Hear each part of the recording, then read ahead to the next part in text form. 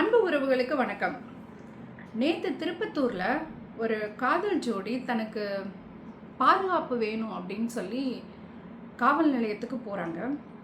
அந்த இடத்துக்கு பெற்றோர்களும் வரவழைக்கப்படுகிறார்கள். அங்கே நடந்த சம்பவத்தையும் அதை பற்றி நம்மளுடைய அண்டர்ஸ்டாண்டிங் என்ன, இந்த இளைய தலைமுறைக்கு என்ன விஷயத்தை கடத்தணும் அப்படிங்கிறத பற்றியும் சிந்திக்கலாம் வாங்க. இந்த பொண்ணுக்கு 19 வயசு தான் ஆகுது. காலேஜ் முடிச்சும் முடிக்காமையும் லவ் மேரேஜ் பண்ணிக்கிட்டு 3வது நாள் திருப்பத்தூர் காவல் நிலையத்தில் எங்களுக்கு பாதுகாப்பு கொடுங்க அப்படின்னு சொல்லி வந்து நிற்கிறாங்க. அந்த இடத்துக்கு இந்த பொண்ணோட அப்பாவும் அம்மாவும் வந்து நிற்கிறாங்க. அவர் வந்து சொல்கிறாரு, ஒரே கம்யூனிட்டி, 2 பேரும் ஒரே கம்யூனிட்டி இல்லைன்னா கூட நம்ம பேரண்ட்ஸை சொல்லுவோம், ஈஸியாக ஜாதி மாற்றி கல்யாணம் பண்ணிட்டாங்க, அதனால தான் இவங்க ஒத்துக்க மாட்டேங்கிறாங்க அப்படின்னு இந்த சொசைட்டி சொல்லும். பட் இங்கே அது கூட ப்ராப்ளம் இல்லை. 2 பேரும் ஒரே கம்யூனிட்டி, பட் ஸ்டில் பேரண்ட்ஸ் ஒத்துக்க மாட்டேங்கிறாங்க. ஏன்னா அவன் வந்து ரொம்ப பேட், அவனுக்கு நிறைய பேட் ஹேபிட்ஸ் இருக்குது அந்த பையனுக்கு. ப்ளஸ் அவன் வந்து ஒரு நல்ல ஜாப்லேயும் இல்லை. இந்த பொண்ணு இப்போ தான் படிச்சுக்கிட்டு இருக்காப்புல. அதனால் பேரண்ட்ஸ் வந்து அவனுக்கு நிறைய பேட் ஹேபிட்ஸ் இருக்குது அப்படின்னு சொல்லி அவங்க அப்பா திருப்பி சொல்கிறார். கண் முன்னாடி தான் பொண்ணு ஒரு கெட்டவனை கல்யாணம் பண்ணிக்கிறத எந்த அப்பா ஒத்துப்பார்? இது ஏன் இந்த பொண்ணுங்களுக்கு புரிய மாட்டேங்குது? 19 வயசு குழந்தை, அதுக்கு ஒன்றுமே புரியாது. இப்போது இவங்க என்ன சொன்னாலும் அது கேட்குற மைண்ட் செட்டில் அந்த குழந்தை இல்லை. அவங்க அம்மா பெத்த தாய் காலில் விழுந்து கதறாங்க. ஆனால் இந்த பொண்ணு கல் மாதிரி இருக்கா, கரையவே மாட்டேங்கிறா.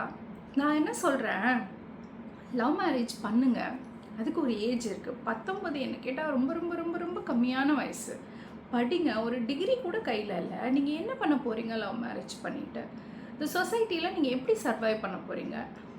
உங்கள் சொந்த காலில் நீங்கள் எப்படி நிற்க முடியும்? என்னத்தை அச்சீவ் பண்ணுறதுக்காக இந்த லவ் மேரேஜ் அப்படிங்கிற கொஸ்டின் வருது. செகண்ட்லி, நான் வந்து இவங்களை மனசார விரும்பிட்டேன், நான் இவங்கள தான் கல்யாணம் பண்ணணும்னு நினைக்கிறது, ஸ்டபனாக இருக்கிறது தப்பு இல்லை. ஓகே, அட்லீஸ்ட் பேரண்ட்ஸை ஒத்துக்கலைன்னா அவங்கள ஒத்துக்க வைக்க நீங்கள் வெயிட் பண்ணணும்ல. அவங்க யாரும் 3வது மனுஷங்க இல்லைல்ல, உங்கள் பேரண்ட்ஸ் உங்களை இத்தனை வருஷம் வளர்த்தெடுத்தாங்கல்ல. ஸோ அவங்களோட பெர்மிஷன் இல்லாமல் உதறி தள்ளிட்டு நீங்கள் எப்படி போக முடியும்? புரியல. அப்படி அந்த அம்மா காலில் விழுறது ரொம்ப கொடுமையான ஒரு காட்சி, பார்க்கவே முடியல.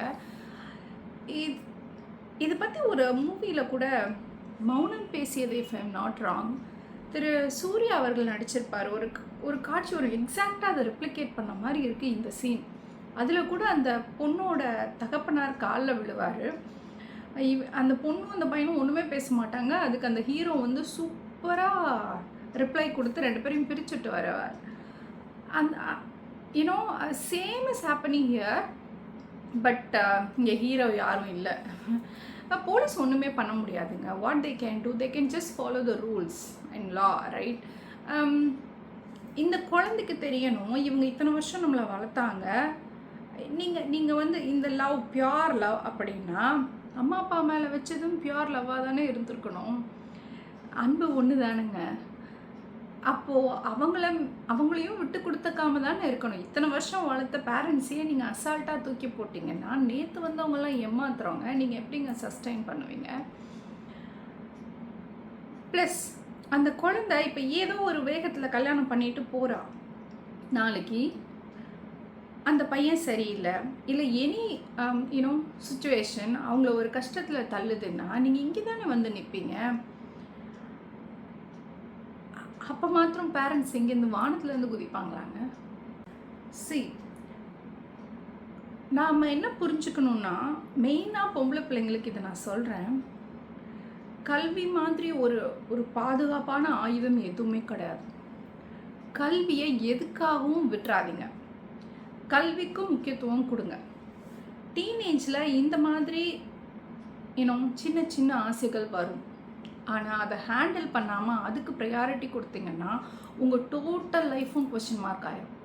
அச்சீவ் பண்ண வேண்டிய வயசில் நீங்கள் இந்த மாதிரி பாதையை சூஸ் பண்ணிங்கன்னா உங்களால் எதையுமே சாதிக்க முடியாது. லைஃப்பில் சாதிக்கணுமா இல்லை 10ஓட 11 போயிடணுமா? நீங்கள் தான் யோசிக்கணும். எப்படியும் ஒரு நாள் பேரண்ட்ஸ் உங்களுக்குன்னு ஒரு பார்ட்னரை சூஸ் பண்ணி தரதான் போகிறாங்க. அதர்வைஸ் நீங்கள் படிங்க, ஜெயிங்க, லைஃப்பில் வந்து செட்டில் ஆகுங்க. அண்ட் தென் நீங்களே ஒருத்தரை பார்த்து உங்களுக்கு பிடிச்சிருக்குன்னா பேரண்ட்ஸ் கிட்ட போய் சொல்லுங்கள், இவரை எனக்கு பிடிச்சிருக்கு அப்படின்னு. அவங்க நல்லவங்களாக இருந்தால் பேரண்ட்ஸ் உங்களுக்கு கல்யாணம் பண்ணி வைக்க போகிறாங்க. இல்லைன்னா இல்லைம்மா இவங்க சரியில்லைன்னு சொல்ல போகிறாங்க. ரைட்? பட் எது எப்படின்னாலும் எதுக்காகவும் கல்வியை காம்ப்ரமைஸ் பண்ணாதீங்க. லைஃப்பில் எஜுகேஷன் ரொம்ப ரொம்ப ரொம்ப முக்கியம். அதுவும் பொண்ணுங்களுக்கு. பசங்களுக்கும் முக்கியம்தான், பட் சொல்கிறேன் பொண்ணுங்களுக்கு ரொம்ப முக்கியம். எத்தனை வருஷம் கழித்து உங்கள் கையில் அது கிடச்சிருக்கு, எப்படிங்க அதை மிஸ் பண்ணிவிட்டு இந்த மாதிரி ஒரு குழியில் போய் உழுவுறீங்க? செகண்ட்லி, எந்த சூழ்நிலையும் பெற்றவங்கள விட்டு கொடுக்காதீங்க.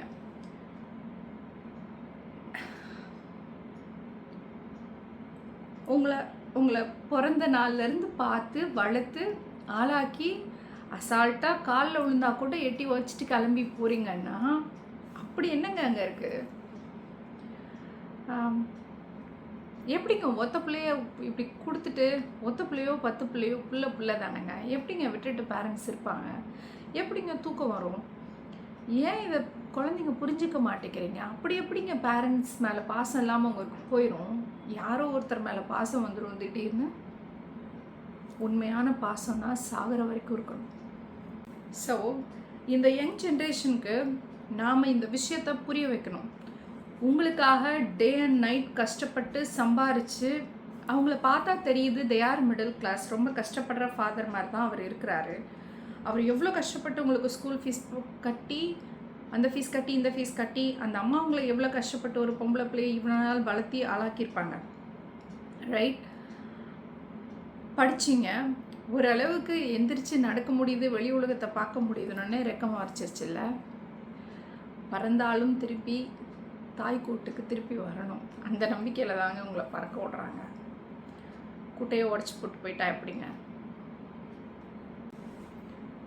So my dear young kids, if you watch this video, கண்டிப்பாக நீங்கள் வந்து சேனல் யூனோ நிறைய சமூக வலைத்தளங்களில் இந்த வீடியோ ரொம்ப வைரலாக போயிட்டுருக்கு, பார்த்துருப்பீங்க. இந்த தப்பை பண்ணாதீங்க. படிக்கிற வயசில் படிங்க, செட்டில் ஆகுங்க, சொந்த காலில் நில்லுங்க, அச்சீவ் பண்ணுங்கள். And then if you like someone, please go and tell your parents first. நீங்கள் அந்த சம்மந்தப்பட்ட பர்சன் கிட்ட சொல்கிறீங்களோ இல்லையோ, just go and tell your parents, எனக்கு இவங்களை பிடிச்சிருக்கு, நான் இவங்களை கல்யாணம் பண்ணணுன்னு ஆசைப்பட்றேன், எனக்கு ஹெல்ப் பண்ணுங்கன்னு சொல்லுங்கள், தப்பில்லை. ஆனால் எல்லா காலங்களிலும் எல்லா நிலைகளிலும் பெற்றவங்களோட நில்லுங்க. அது உங்களோட கடமை. தப்பான வழியை சூஸ் பண்ணாதீங்க. எதையும் பார்த்து ஏமாந்து போயிடாதீங்க. சாதிக்கிற வயசில் சாதிச்சு காட்டுங்க, உழைக்கிற வயசில் உழைங்க. இதை பார்த்துக்கிட்டு இருக்க நிறைய பேரண்ட்ஸ்க்கு ஒரு பயம் வரும். இவ்வளோ காலேஜுக்கு அனுப்பணுமா, படிக்க வைக்கணுமா அப்படின்னு நிறைய பொம்பளை பிள்ளையை பெற்ற பேரண்ட்ஸை இந்த மாதிரி பேட் எக்ஸாம்பிள்ஸ் யோசிக்க வைக்கும். இப்போ தானேங்க ஆப்பர்ச்சுனிட்டி கிடச்சி எல்லோரும் வெளில வராங்க, இந்த மாதிரி பண்ணால் என்னங்க அர்த்தம்? ஸோ பேரண்ட்ஸ் இந்த மாதிரி பேட் எக்ஸாம்பிள்ஸ் எல்லாம் பார்த்து உங்கள் குழந்தைங்கள நீங்கள் டவுட் பண்ணாதீங்க, நம்புங்க, ஃப்ரெண்ட்லியாக இருங்க. அவங்களுக்கு நல்லது கெட்டதை உட்காந்து பேசுங்க, சொல்லுங்கள், எல்லா நிலையிலையும் நாங்கள் கூட இருப்போம்னு சொல்லுங்கள், ஃப்ரெண்ட்லியாக இருங்க. எல்லாத்தையும் ஒளிவு மறைவு இல்லாமல் அவங்க ஷேர் பண்ணிக்க வைங்க. வருங்கால தலைமுறையை காப்போம். நன்றி. உனக்குமே தெரியுமா அப்படிங்க உள்ள சிலையாட்டம் அந்த பொண்ணு உட்கார்ந்துருக்குது. இப்ப இதற்கு வந்து ஏதாவது ஒரு அரசியலுக்கு ஆதரவு கொடுக்குதுன்னு வைங்களேன், அந்த பெண்ணுடைய தரப்புக்கு அவர்கள் யாராக சித்தரிக்கப்படுகிறார்கள்? சாதி வெறியர்களாக சித்தரிக்கப்படுகிறார்கள், காதலுக்கு எதிரானவர்களாக சித்தரிக்கப்படுகிறார்கள். இந்த விடயத்துல தெள்ளந்தெளிவா கேட்கிற, ஒரு ஓப்பன் சோர்ஸா கேட்கிற, எந்த சாதியினுடைய அப்பாவாக இருந்தாலும், அது வன்னியர் அவங்க இவங்க எதுவும் கிடையாது, எந்த சாதியாக இருந்துட்டு போங்க, உங்களுடைய பெண் பிள்ளை ஒரு பொம்பளை பொறிக்க, ஒரு கஞ்சா குடிக்க, ஒரு குடிகாரனை, ஒரு அயோக்கியன காதலித்தால் நீங்கள் திருமணம் செய்து வைப்பீர்களா? சொல்லுங்க பார்ப்போம். இதை தான் நாங்கள் கேட்டோம். இதை நாங்கள் கேட்டால் இவங்க வந்து அப்படி எதிர்ப்பாளர்கள், இது காதலுக்கு எதிர்ப்பானவர்கள், சாதிய வெறியர்கள் சொல்லிட்டு சித்தரிக்கப்படுகிறார்கள். மனசாட்சியை தொட்டு பேசணும். நாடக காதல் சொல்றது இதுதான். நல்ல காதல் எவ்வளவோ இருக்குது. இன்னைக்கு எத்தனையோ பெண்கள் மாற்று சாதியில் திருமணம் செஞ்சுட்டு நல்லா இருக்கிறாங்க. அவர்களை யாரும் எதிர்க்கிறது கிடையாது, அவர்களை யாரும் சுட்டிக்காட்டி பேசுவது கிடையாது. மாறாக இது போன்ற எந்த ஒரு தகப்பனாகவும் தாயாகவும் இருந்தாலும் தன் புள்ளே தன் கண்முன்னே சீரழியக்கூடிய அந்த சூழலை தன் கண்முன்னே பார்க்க கூடாது என்பதற்காக தான் இதை தடுக்கிறார்கள். ஆனால் சமூகத்துல பேர் என்ன?